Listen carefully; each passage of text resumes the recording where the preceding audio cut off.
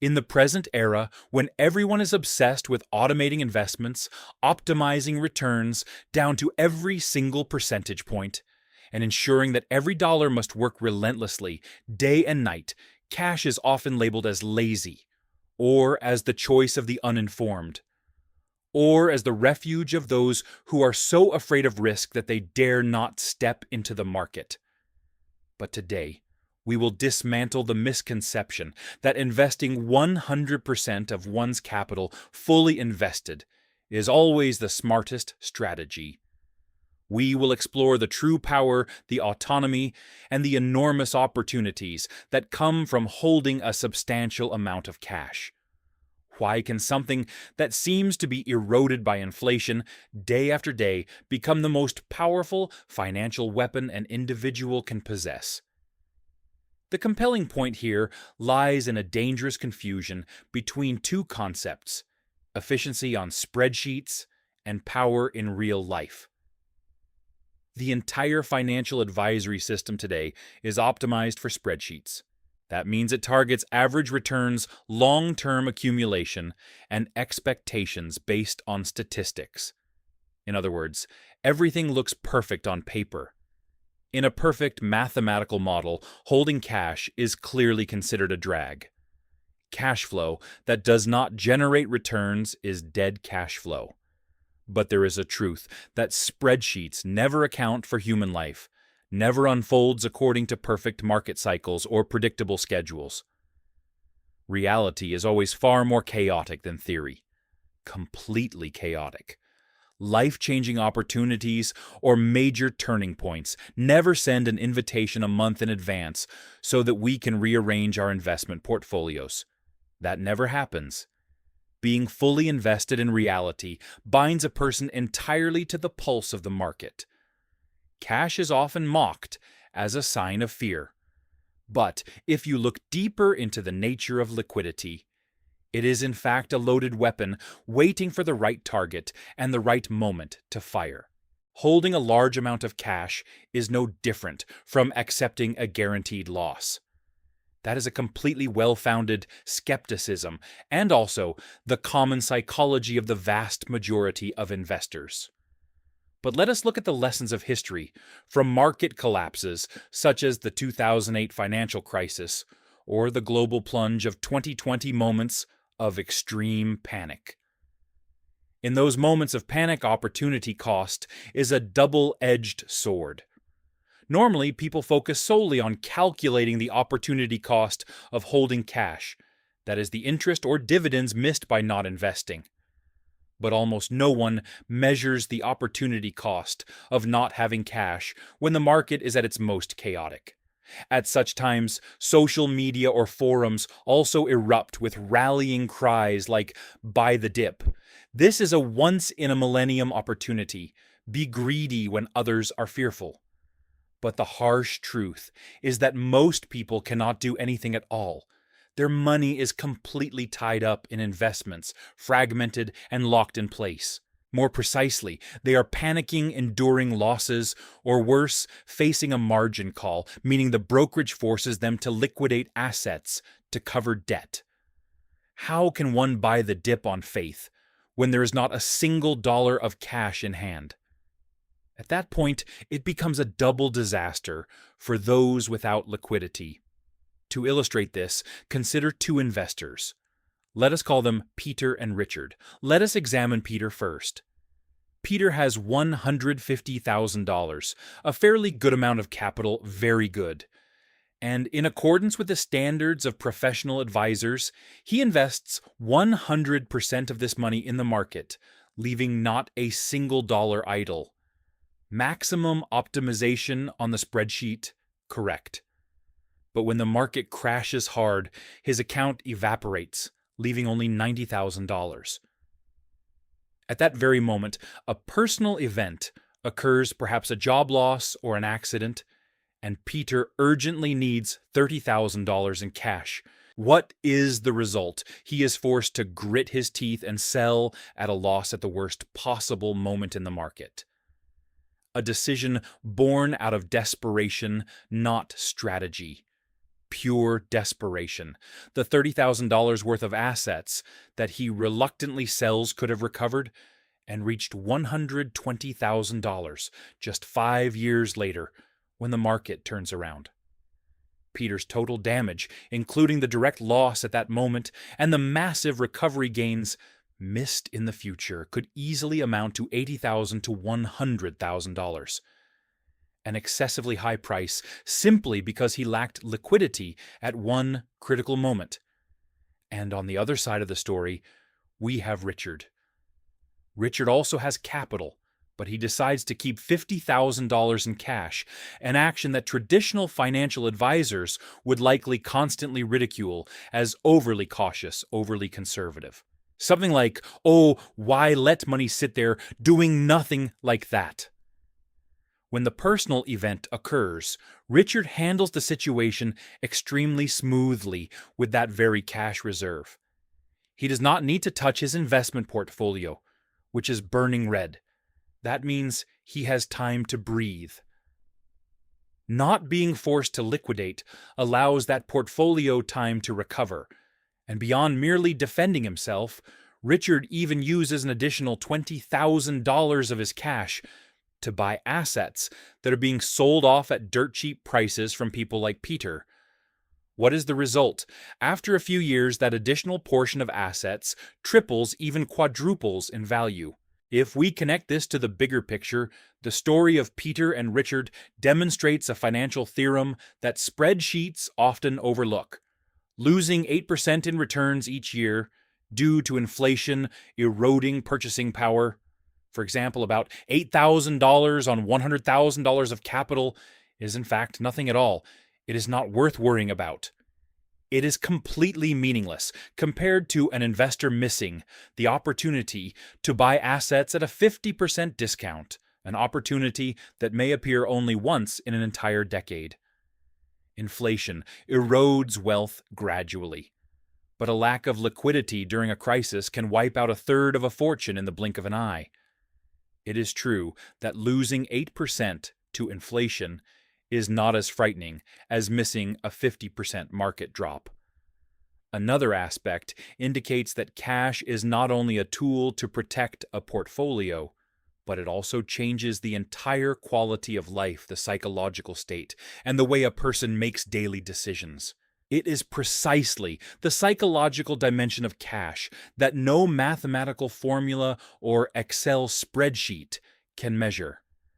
Just imagine if a person has enough cash on hand to cover all basic living expenses for 1 to 2 years. Their lens for viewing the world will change completely. They're no longer afraid. For example, a toxic boss at work, those who habitually oppress employees, suddenly no longer inspires terror, because they know very clearly that they can stand up and submit a resignation letter tomorrow morning without facing the fear of starvation or overdue bills. Unreasonable demands from clients also become negotiable or simply rejected outright. This power to refuse creates a layer of armor that protects a person from the worst situations in life, from exhausting jobs that drain all labor-shady business deals laden with legal risks, to even toxic personal relationships. An invisible shield, yet extremely solid. There is a very ironic asymmetry in the emotions of modern people. There are individuals who earn enormous sums of money each month, belonging to the ultra-high income group, yet they continuously upgrade their lifestyle. They spend every dollar to maintain a flashy image, financing luxury cars, mortgaging expensive villas, sending their children to the most costly international schools. They lock themselves into what the literature calls golden handcuffs. These seemingly successful people are often the most stressed. They are constantly under tension. They dare not miss a single step, dare not defy their boss. Because if their income stream is interrupted for just 30 days, their entire personal financial system will collapse. A life walking on a tightrope without a safety net. Meanwhile, Look at someone whose income is only half, even one-third of the other person's yet, who possesses a large cash reserve in the bank. On the surface, they may live more modestly, but internally, they enjoy absolute freedom. They have the space to experiment with new risks. They can take a few months off to change careers, start a business, or simply lie down at night and sleep soundly. Desperation and financial pressure always give rise to foolish and short-sighted decisions. In contrast, abundant liquidity creates what is called mental bandwidth, enabling a person to think more thoroughly logically and with far greater foresight. Psychological comfort is precisely the core foundation that allows a person to recognize and seize opportunities, and to clearly see the difference between optimizing performance on paper and optimizing for opportunity in reality. Let us analyze in depth the $250,000 problem dissected in great detail in an excellent example of the dynamism of cash. There are two investors at the age of 30. Their income from professional work is the same, and most importantly, they have the same net worth of $250,000. On the bank's paperwork, they are equally wealthy, but the structure of their asset allocation is different. Let us begin with Person A. Person A is the ideal model of a textbook investor. He pours 100% of that $250,000 into globally diversified index funds, and he keeps exactly 3 months of minimum emergency expenses in his checking account. Person A believes absolutely in maintaining long-term investment, harnessing the power of compound interest, and hates letting money sit idle. An extremely common strategy. Meanwhile, Person B chooses a path that appears far less efficient. He invests $150,000 in the market and retains as much as $100,000 entirely in cash. This cash amount is equivalent to about 18 months of his living expenses. 18 months is a very large number.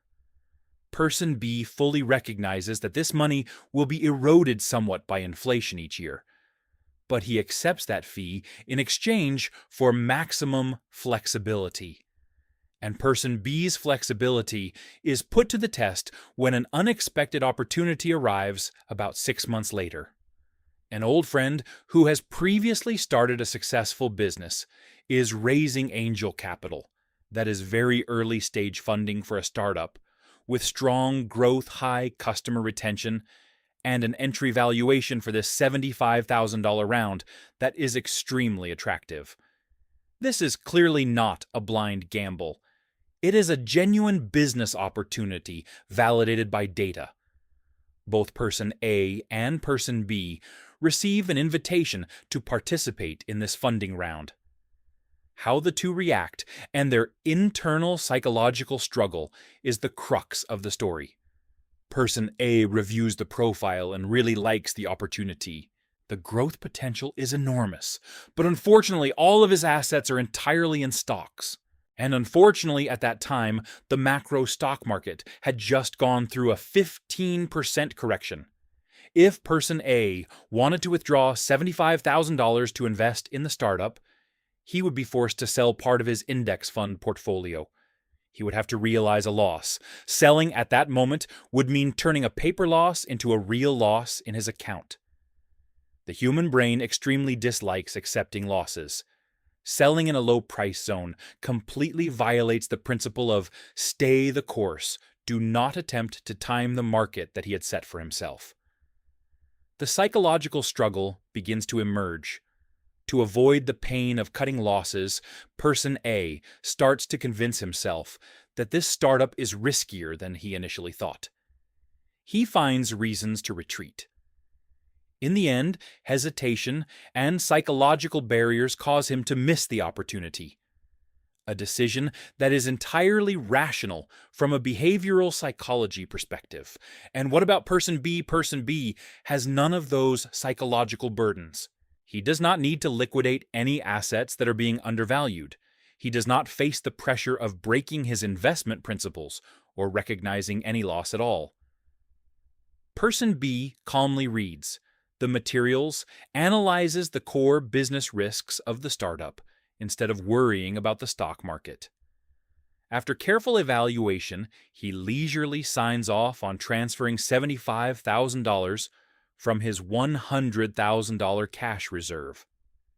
It is that simple, and the result 5 years later is the sharpest proof of the entire argument we are discussing. That software startup grows explosively and is acquired by a large technology corporation. Explosive returns. Person B's $75,000 angel investment multiplies many times over turning into $600,000 in cash. Meanwhile, Person A's stock portfolio, after the market recovers, grows steadily, at the average rate reaching about $370,000 to $380,000. The difference in total assets between the two at that point amounts to hundreds of thousands of dollars. And the most important point here is Person B is not smarter than Person A. Person B also does not possess any superior market predicting superpower. Both of them saw the same opportunity. That is correct. The only difference that created this wealth gap is liquidity. It was precisely the ability to participate at the right moment that generated non-linear returns, enormous asymmetry.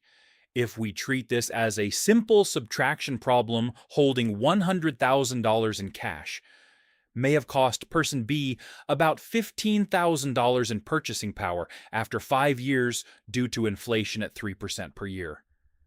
But in return, one decisive and well-executed decision made possible by having cash on hand brought in $500,000 more than compensating for many years of accumulated inflation. Losing $15,000 to buy a ticket to capture a $500,000 opportunity. When placed on the scale in such detailed terms, the fear of inflation suddenly becomes much smaller. This truly forces us to completely reframe our thinking about the function of cash. It is no longer merely defensive, and it is no coincidence that even the greatest investors have internalized this principle. A classic example on Wall Street is Warren Buffett. His conglomerate Berkshire Hathaway frequently holds an enormous amount of cash, often exceeding $100 billion. An astonishing figure. Could it be that one of the greatest financial minds in history does not understand the impact of inflation? Could it be that he does not know how to calculate the returns being missed? Of course he knows very well, but he understands a deeper truth.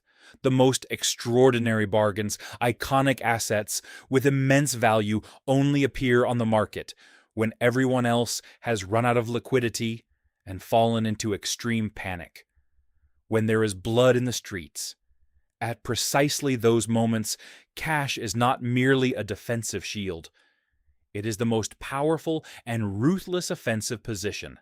At this point, I pose the question, why is knowledge about the true power of cash rarely mentioned by financial advisors? It may sound like a conspiracy theory, but the reason lies in the core business model of the industry. From stockbrokers to fund managers, they only make money when investors' capital is funneled into their system through asset management fees or transaction fees. In other words, money must always be moving. They do not earn a single cent of profit if an investor's money simply sits idle in a commercial bank savings account. Therefore, there is a systemic bias throughout the entire financial media ecosystem. Retirement calculators and in-depth analyses constantly emphasize the harm of inflation, continuously urging capital to flow from individuals' pockets into the stock market. It is indeed a very cleverly laid psychological trap. So how can we break out of that vortex? How should an ordinary person apply this liquidity strategy in practice without becoming so defensive that nothing generates returns? There is a fairly straightforward model to help people visualize it.